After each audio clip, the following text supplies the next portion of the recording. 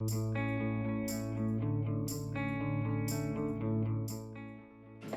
we are back, and now we are going to calculate more slope. Billy's here by himself. I think he decided Serena, not his kind of friend. No. That's right. So we're going to be calculating slope this time. Now remember, there are 4 types or kinds of slope. Right. Positive, negative, zero, and undefined. All of these terms describe the direction of a line. Okay, so the type or kind of slope tells us what direction a line We is know going. if it's going left up, to right. down, straight up and down, whatever. Okay.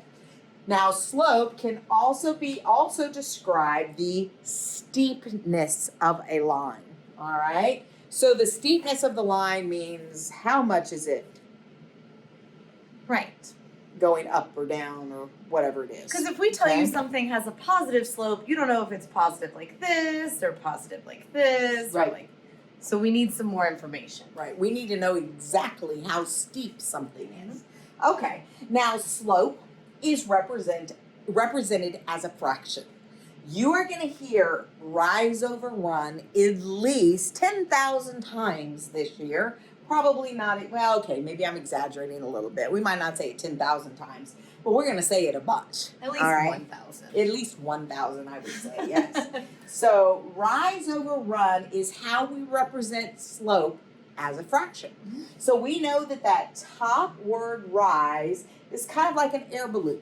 Air balloon goes up, okay? And the air balloon comes back down. It's going straight up or straight down, okay? And run is kind of like this train car, like a subway car that goes either right or left, all right?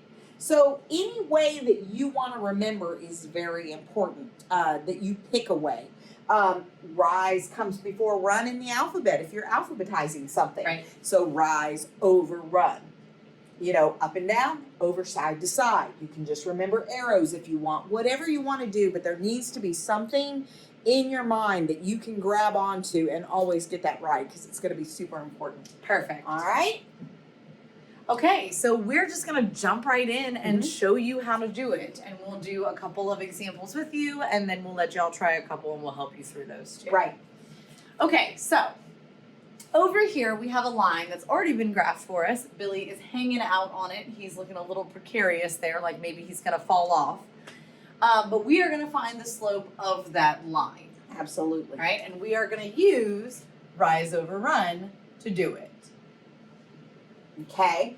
Whenever you are given points on a graph, use those points, okay? It makes things a lot easier. So, for example, we are given this point here, and we are given that point there. And the first thing we're going to count is the rise. But Miss Vincent's going to go ahead and write equals in a line so we know where we're going with this. We know that we Somewhere are to coming write our up with answer. that. Yeah. So rise is going to be up or down. In this case, to get closer to this, I've got to go down. So I'm not going to count till I move. 1, 2, 3. I'm going to put a 3 there. Okay? And then I'm going to go over. 1, 2. All right? Since I went down, that's definitely a negative. Okay? So it's -3 over 2. That is our slope. So All make right. sure that whenever you are counting slope from a graph, that you always start on the left. So we started with the point on the left, and then we had to decide, did we need to go up or down?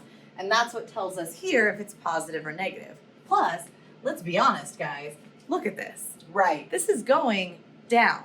From left to right, it's headed right towards that negative. So we know that our slope has got to be negative.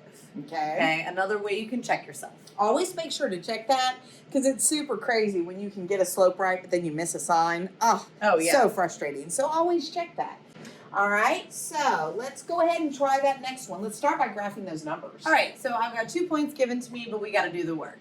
So I'm going to graph at 0, 4, Okay. and at -2, 3.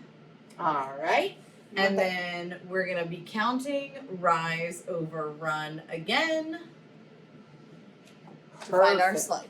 Absolutely. So again, we're going to start at the left. we're gonna find our first point, which is right here. If I wanna go to this guy, am I gonna have to go down or up? I'm gonna have to go up, so we know it's gonna be positive, and I only went up 1. Then I moved to my right, 2. So my rise was 1, and my run was 2. So you have a positive 1/2 slope for that line. Now, we didn't connect those points, but we can. It might be a little less confusing if you don't connect them to begin with, but you Right. can connect them after to check and make sure you did your slope right. You just don't Right. want your graph to be so full of information. Whoopsie. So if we graph it afterwards, we can see that that's definitely going up from left to right. Billy would have to climb up that mountain. So that's why our slope is a positive and not a negative. All right. Okay? So let's see what we've got going next. So, one thing at a time, we're going to get y'all to try this one. If you need to go back and rewatch our first example, do that, please.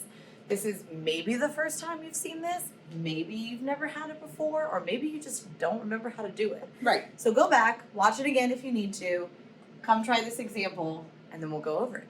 Sounds like a plan.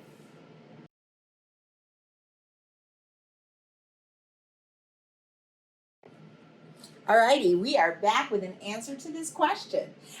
So what we did first of all is we looked and we said, okay, this is our first point.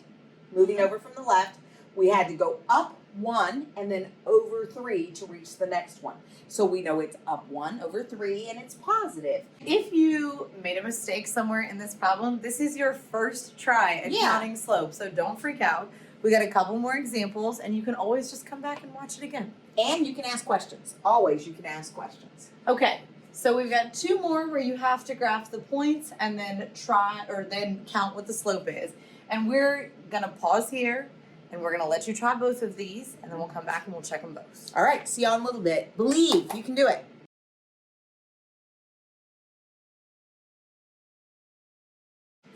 So the first thing we did was we made sure to graph our points, -3, 3, and 0, 3. We were careful to check our graphing. That way we don't make a mistake and have to come back and do everything later. The second thing we did is we looked, we found our point closest to the left. We realized we had to go up and over to find our next point. So our rise was 6 and our run was 3. Yep. What we realized when we looked at that fraction is it can be simplified. All right. And there are lots of different ways that you can simplify fractions, and that's kind of up to your teacher and how you're doing it at your school. Right. But you can, even in this one, you can just put 6 divided by 3 in the calculator and get 2. If you have another way to simplify, go for it. All right. Then we went to our next example. We plotted 4, 1, which was here, and -2, 1, which was here. Interesting, huh? Then we said, all right, we've got to count that rise, but the only problem was we weren't going anywhere. So there was no rise. Our rise was 0, and our run was 6. So 0 divided by 6 is 0, which gives you a horizontal line. And if you didn't do this work and you just knew that the slope was 0 from looking at it, Kudos to you. that's fine too. Yeah, so don't worry about that. Right? All right, That's I think slow. we're done. You've got this. Make sure you understand it really well. Ask your teacher questions. Mhm. And guys, by the end of this school year, you are going to just be so excited and proud of yourself for what you know how to do. And you're going to go to algebra and you're going to kick it. Excellent.